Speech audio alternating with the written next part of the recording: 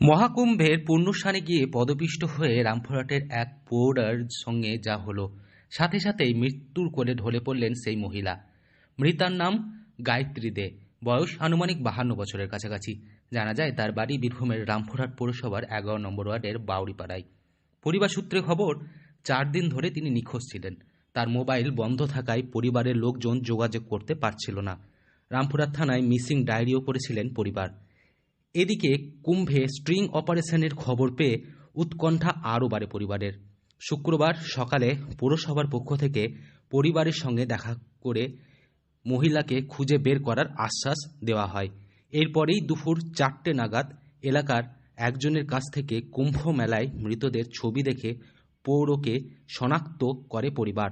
তার দাবি করেন পদপিষ্ট হয়ে গায়ত্রী দেবীর মৃত্যু হয়েছে। ঠিক আছে, নেমে নেমে ওইটা বলে ছেড়ে দেবে, আমি করবো বা তোরা পরে করিস।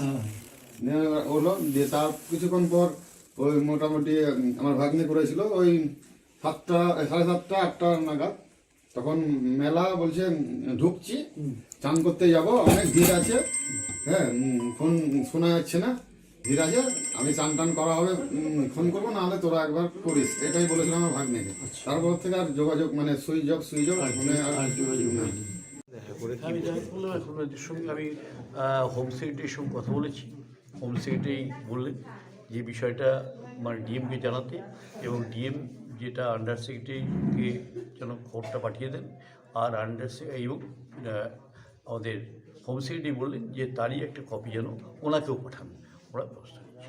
এখন পরিস্থিতি কেমন? এখন পরিস্থিতি মানে আমরা তো এখান থেকে কিছু বলতে পারবো না। মানে আমি তো এসডিও, এসডিপিও, ডিএম সবার সঙ্গে কথা বলে এসেছি।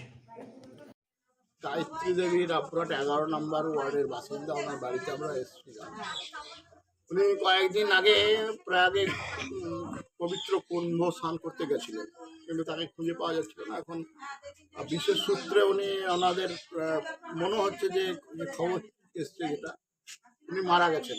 এখন আমরাও খোঁজ খবর লাগাচ্ছি, আমাদের যে নেটওয়ার্ক আছে সেটাকে নিয়ে খোঁজ খবর লাগাচ্ছি ওনার যাতে বডি এখানে ফিরে আসে। এবং যে ঘটনা ঘটেছে সেটা অত্যন্ত মর্মান্তিক এবং দুঃখজনক ঘটনা। থানা ও মহকুমা শাসকের কাছে মৃত্যুর খবর লিখিতভাবে জানিয়ে দেহ ফিরিয়ে আনার নিবেদন করা হয়েছে। বিধায়ক তথা বিধানসভার ডেপুটি স্পিকার আশিস বন্দ্যোপাধ্যায় শুক্রবার রাত্রে পরিবারের সঙ্গে দেখা করেন। সেখান থেকে তিনি জেলাশাসক ও মুখ্য সচিবের সঙ্গে কথা বলেন।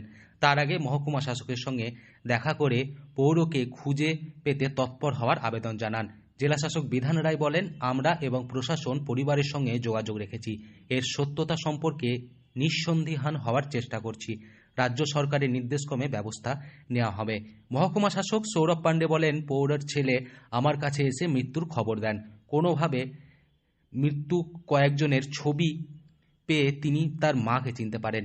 সেখানকার কোনো এক থানায় অধীনে দেহ রয়েছে, সে ব্যাপারে পুলিশকে খোঁজ নিতে বলেছি। প্রশাসনের পক্ষ থেকে দেহ আনার ব্যবস্থা করা হবে। আর এই খবরেই কার্যত কান্নায় ভেঙে পড়েছে পুরো পরিবার। বীরভূম থেকে সৌভিক রায় রিপোর্ট, লোকাল 18 বাংলা।